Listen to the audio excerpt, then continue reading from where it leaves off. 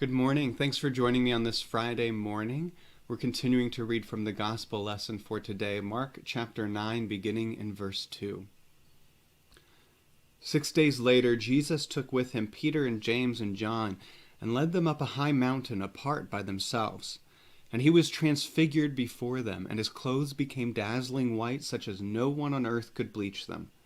And there appeared to them Elijah with Moses, who were talking with Jesus. Then Peter said to Jesus, "Rabbi, it is good for us to be here. Let us make 3 dwellings, one for you, one for Moses, and one for Elijah." He did not know what to say, for they were terrified. Then a cloud overshadowed them, and from the cloud there came a voice, "This is my Son, the Beloved. Listen to him." Suddenly, when they looked around, they saw no one with them anymore, but only Jesus. This is a turning point in the Gospel of Mark.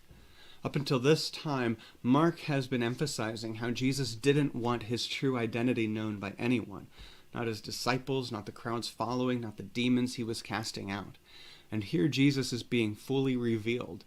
We can tell by this part of the story that we are getting close to Jerusalem and Holy Week and the cross.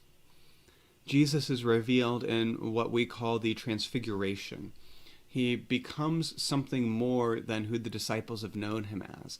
And he talks with Elijah and Moses, the 2 greatest prophets in the Israelite tradition, in the Jewish tradition.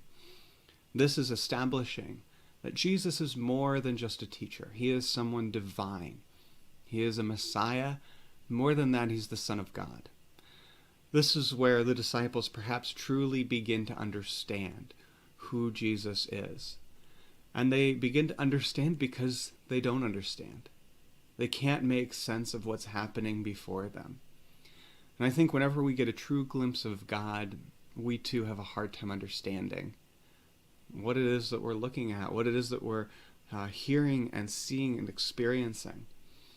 And so all we can do in those moments is trust, despite the fact that we may realize we are very much out of our element.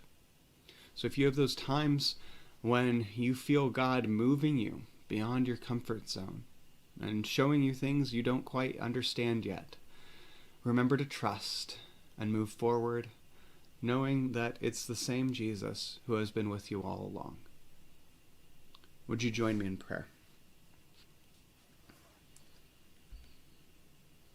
God, remind us that it is not always agitated uprisings and non-stop activity which lead to justice, but that change often comes through the quiet commitment of a small group of people. Help us raise our small body of people to set about quietly becoming the change we want to see in the world. Amen. Have a blessed day.